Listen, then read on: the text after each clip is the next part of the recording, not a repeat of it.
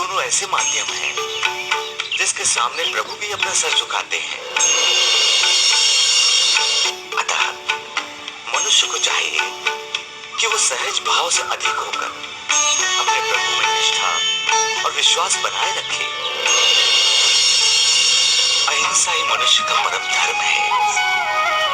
अतः मनुष्य को चाहिए कि वो अपने मन से दूसरों के प्रति बैर भाव को त्याग कर अहिंसा को अपनाए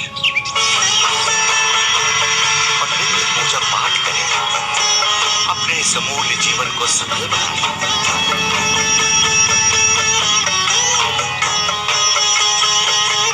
यदि कोई मनुष्य पूजा पाठ करने वालों से बैर रखे, उन्हें सुख चैन से पूजा अर्चना ना करने दे, तो उस समय हमें क्या करना चाहिए? उस समय भी आपको अपना विवेक कदापि नहीं खोना चाहिए और शास्त्रों और वचनों के अनुसार अपना आचरण करना चाहिए। किंतु पानी सर से ऊपर हो जाए तो तब हमें वो स्थान ही छोड़ देना चाहिए। फिर चाहे वो हमारा घर हो या मोहल्ला या हमारा वतन ही क्यों ना हो, क्योंकि जो इंसान आपको अपने लक्ष्य से भटकाए वो आपके लिए हानिकारक है। इसलिए उससे दूर जाने में ही आपकी भलाई है।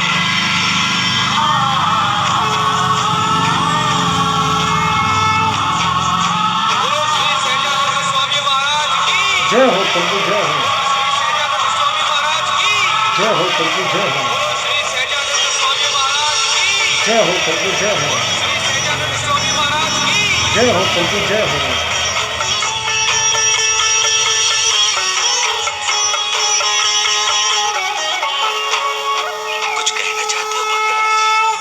गृहस्थ आश्रम छोड़कर आपकी शरण में आना चाहता हूँ। कृपा कर मुझे अपनी शरण में ले ले। हे लाल जी, आप तो भक्ति, निष्ठा और वैराग्य की मूर्ति हैं, एक महान सत्संगी हैं और आप में कवित्व भी कूट-कूट कर भरा है। हम भी आपको अपनी शरण में लेने के लिए बड़े उत्सुक हैं, किंतु उसके लिए आपको थोड़ी और प्रतीक्षा करनी होगी। समय आने पर हम आपको अपनी शरण में अवश्य लेंगे। मैं उस शुभ घड़ी की प्रतीक्षा करूंगा स्वामी महाराज।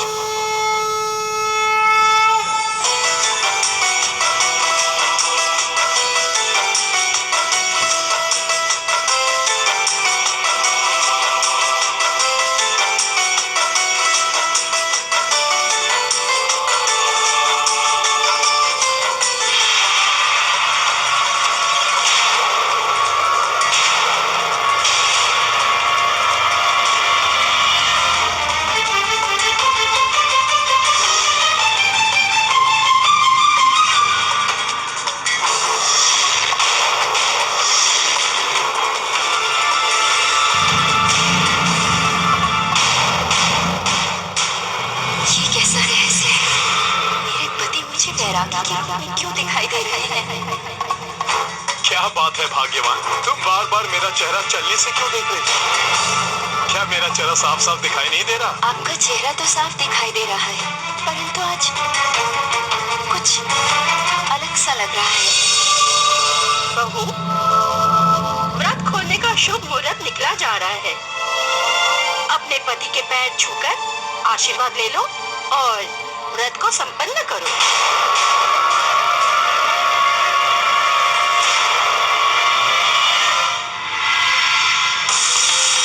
हे प्रभु, मुझे अपनी शरण में कब बुलाओ। हे प्रभु, मुझे अपनी शरण में कब बुलाओगे? हे प्रभु, मुझे अपनी शरण में कब बुलाओगे? हे प्रभु, मुझे अपनी शरण में कब बुलाओगे? हे प्रभु, मुझे अपनी शरण में कब बुलाओगे? हे बाबा, कहीं चलने वाली बात सच तो नहीं होने जा रही है।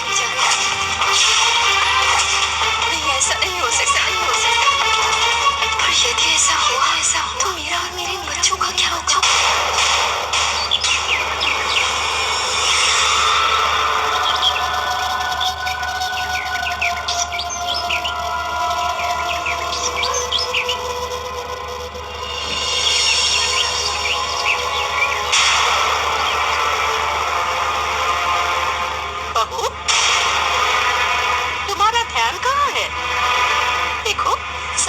वही तुलसी माँ की बजाय मिट्टी पर गिर गया। क्या बात है बहू, मैं कल से देख रही हूँ तुम कुछ परेशान सी हो। आखिर बात क्या है? कल करवा चौथ की पूजा करते समय जब मैं उन्हें चलने से देख रही थी तब वो मुझे एक वैरागी के रूप में दिखाई दिए। रात को सोते समय भी वो नींद में बड़बड़ा रहे थे, कह रहे थे प्रभु मुझे अपनी शरण में ले लो। आखिर इन सब बातों का क्या रहस्य है माँ जी? इन सब बातों का क्या अर्थ है? कहीं वो घर संसार त्याग कर वैरागी तो नहीं होने वाले हैं? ये सब तेरी मन का वहम है बहू। मैं तुम्हारी परेशानी समझ सकती हूँ बहू, और तुम भी तो जानती हो ना, लालजी बचपन से ही बड़े धार्मिक विचारों वाला रहा है। वो जो हमें रामानंद स्वामी जी के आशीर्वाद से तो प्राप्त हुआ है। मुझे आज भी वो दिन याद है कि मैं तुम्हारे ससुर जी के साथ रामानंद स्वामी जी के पास आशीर्वाद लेने को गई थी। इस संसार रूपी भाव सागर से तरना है तो पहले गुरु और फिर प्रभु की शरण में जाओ, क्योंकि गुरु ही तुम्हें प्रभु तक पहुंचने का मार्ग दिखा सकता है। तुम्हारा कल्याण हो। हे गुरुदेव, हम भी आपके पास अपने कल्याण की कामना लेकर आए हैं। कृपा कर हमारी मनोकामना पूरी कीजिए और हमें ऐसे पुत्र का आशीर्वाद दीजिए जो आपका अनन्य भक्त हो, धर्म का प्रतीक हो।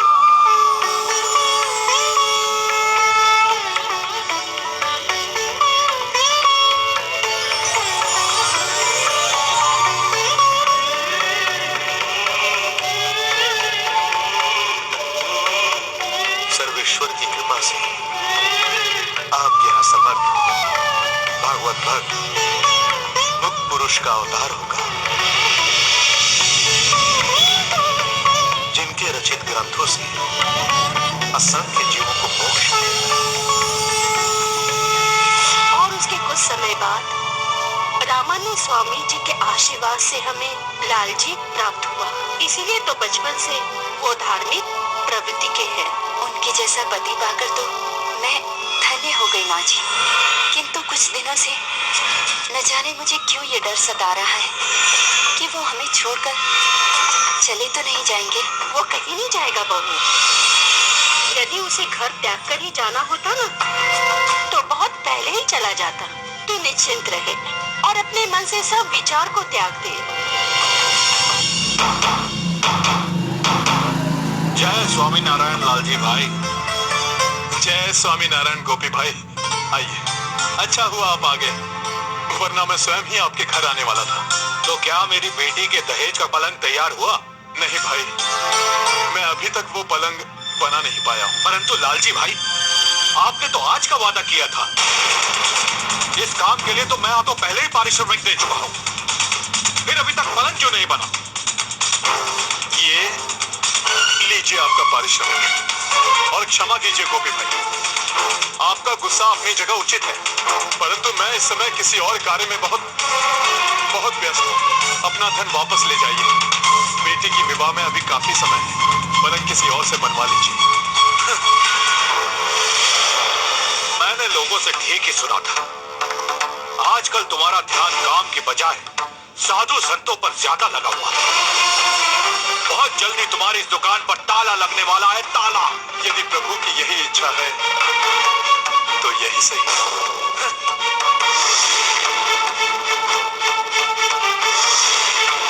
स्वामी, ये आपने क्या किया?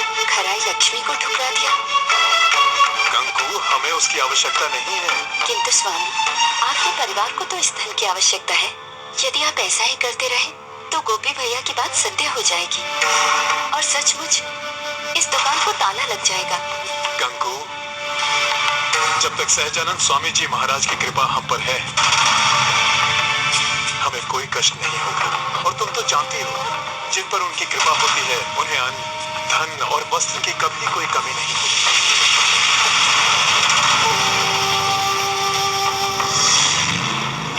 यातो निश्चराति मानस गान कलम स्थिरम ततस्ततो नियम यदत आत्मनेव वंशम नयेत।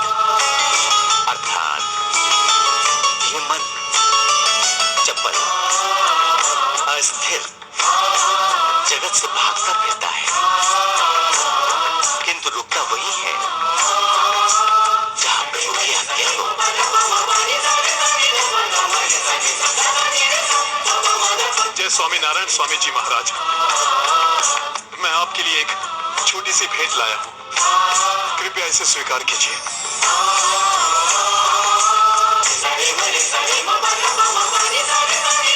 सुंदर, अति सुंदर। इसमें आपकी भक्ति और श्रद्धा का समावेश स्पष्ट दिखाई दे रहा है। धन्यवाद स्वामी जी महाराज, मेरी मेहनत सफल हुई। अवश्य सफल हुई लाल जी। वैसे अच्छा हुआ आप आ गए, हम आपका ही स्मरण कर रहे थे। मेरा स्मरण? धन्य भाग हमारे जो प्रभु ने हमें याद किया। आज्ञा दीजिए प्रभु, मैं आपकी क्या सेवा कर सकता हूँ? लाल जी, कल प्रातः मुझे एक आवश्यक कार्य से कच्छ के लिए प्रस्थान करना है। क्या आप हमारे मार्गदर्शन के लिए किसी का प्रबंध कर सकते हैं? स्वामी जी, ये कार्य तो मैं भी कर सकता हूँ, यदि आपकी आज्ञा हुई तो ठीक है, आप ही हमारे मार्गदर्शक बनकर हमारे साथ चलेंगे। आप यात्रा की तैयारी कीजिए, भोर होते ही हम यात्रा प्रारंभ करेंगे। जैसी आज्ञा स्वामी जी महाराज।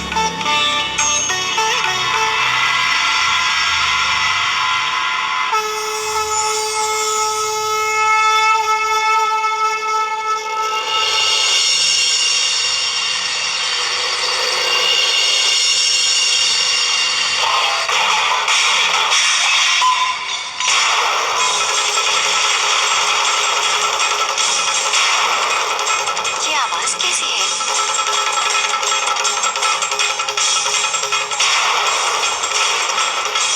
अरे आप कब आए?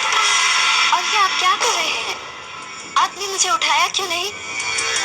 चलिए हटिए, मैं आपके लिए भोजन तैयार कर देती हूँ। अरे कंकु, मुझे भूख नहीं है। भूख नहीं है? भूख नहीं है तो आप इस समय रसोई में क्या कर रहे हैं स्वामी? मैं स्वामी जी महाराज के लिए भोजन तैयार कर रहा हूँ। मैं कल प्रातः उनके साथ यात्रा पर कच्छ जा रहा हूँ। मैं कुछ समझी नहीं स्वामी। वो बात ये है कंकु कि स्वामी जी महाराज को किसी आवश्यक कार्य से कच्छ को जाना था, जिसके लिए उन्हें एक मार्गदर्शक की आवश्यकता थी। सो मैंने उनसे आग्रह किया कि मैं ही उनके साथ चलता हूँ, और उन्होंने सहर्ष मुझे साथ चलने को कह दिया।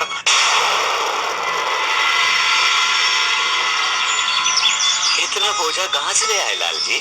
स्वामी जी महाराज, ये बोझा नहीं है, ये तो आपके लिए भोजन और पानी है। कंकु ने खास आपके लिए बना कर दिया है। वो तो ठीक है, किंतु इतना भार आप लेकर चलेंगे कैसे? स्वामी जी महाराज, आप चिंता ना करें, मैं चल सकता हूँ। हाँ?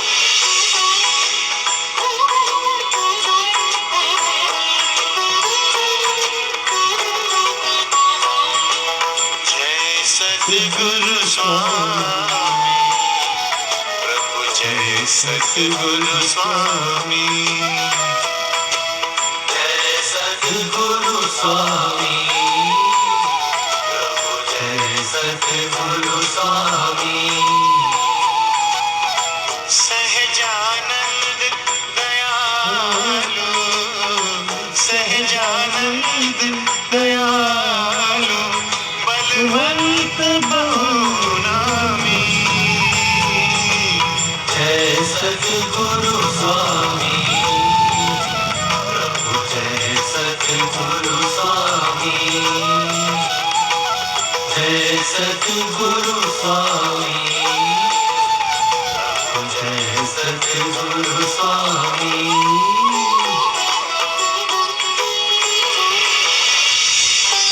बहू, लाल जी कहाँ है? सुबह से कहीं दिखाई नहीं दे रहा। जी पिताजी, वो सहजानंद स्वामी जी के साथ कच्छ की यात्रा पर गए हैं। ये तो बड़े गौरव की बात है बहू, जो स्वामी जी ने हमारे लाल जी को अपना मार्गदर्शक बनाया और उसे अपने साथ ले गए। अब देखना, गांव में हमारे परिवार का मान सम्मान और अधिक बढ़ जाएगा। पर बहू, तुमने उसकी यात्रा की सारी व्यवस्था तो ठीक से कर दी थी ना?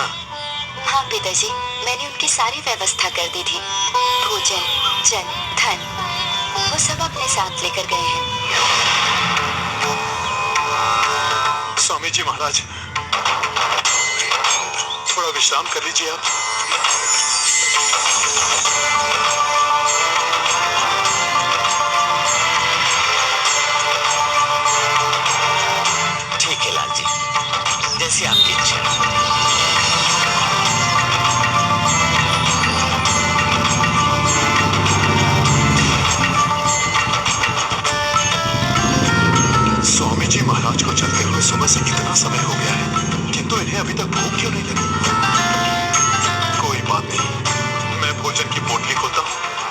इसकी सुगंध से इन्हें भोजन का विचार अवश्य ही आएगा।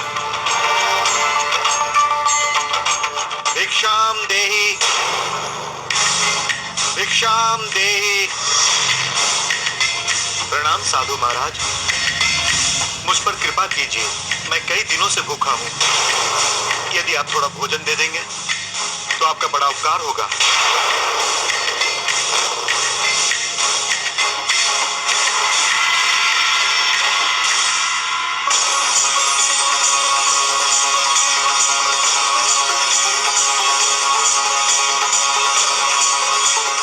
दया कीजिए, अन्यथा मैं भूख से मर जाऊंगा। मैं जानता हूँ आपके पास भोजन है, मुझे उसकी सुगंध आ रही है। लगता है स्वामी जी महाराज के बजाय इस तक कंकु के बनाए हुए भोजन की महक पहुंच गई है। तुमने ठीक कहा लाल जी, इन तक आपके भोजन की खुशबू पहुंच गई है।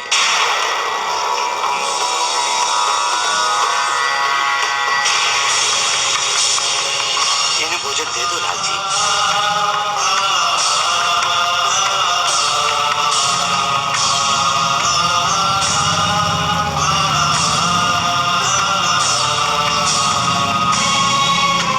बड़ा ही स्वादिष्ट भोजन है महाराज, इसे खाकर तो मेरी भूख और भी खुल गई है। कृपा कर थोड़ा भोजन और दे दीजिए, वरना मैं आधा भूखा ही रह जाऊंगा। स्वामी जी महाराज, मैंने इसे और खिला दिया तो फिर आपको क्या खिलाऊंगा मैं? हमारी चिंता मत करो लाल जी, आप इन्हें भरपेट भोजन करा दीजिए।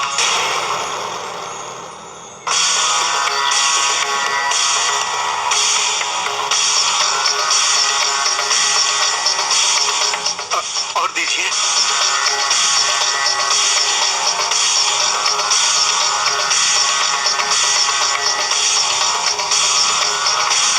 और दीजिए महाराज। महाराज, हमारे पास कुछ नहीं बचा है, ये देखिए। आपने मुझ भूखे को भोजन कराकर मुझ पर बड़ा उपकार किया है। मैं आपका ये उपकार कभी नहीं भूलूंगा। और आपका भी भाई, ईश्वर आपका कल्याण करे।